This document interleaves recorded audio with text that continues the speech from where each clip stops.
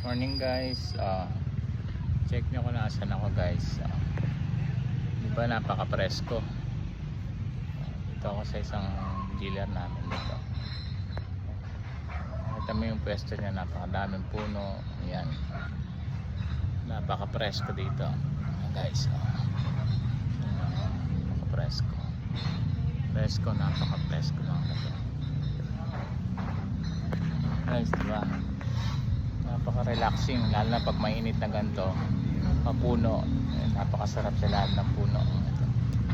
Ayan o guys, ano ng mangga, lalo ng mangga ako guys.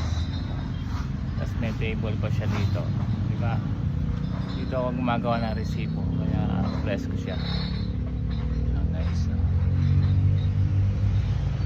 guys, gawa lang ako ng resibo lang ako guys. Sige, ingat.